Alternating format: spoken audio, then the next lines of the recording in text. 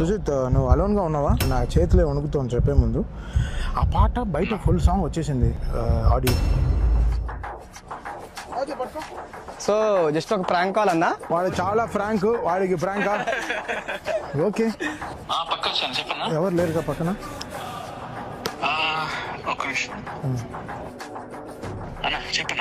సుజిత్, అది చిన్న ఇష్యూ.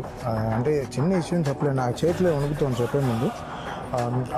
ఎలా ఎలా లీక్ అయింది అని తెలీదు. ఎలా సింబు పంపించానా, ఎవరికి పంపించానా, ఎలా బయటికి వచ్చేసింది నాకు తెలీదు. ఆ పాట బయట ఫుల్ సాంగ్ వచ్చేసింది ఆడియో.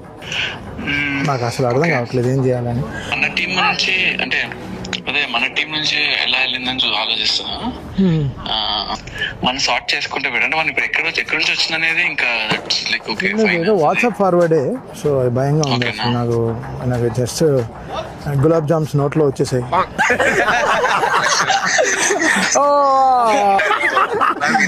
ఫోన్ చేసి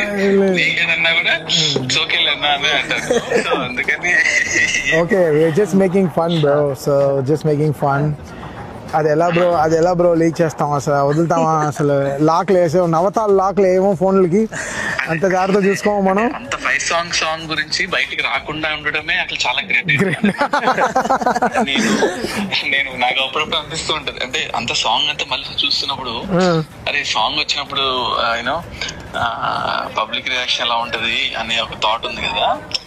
so let's heat it up bro. Bye bro. Bye.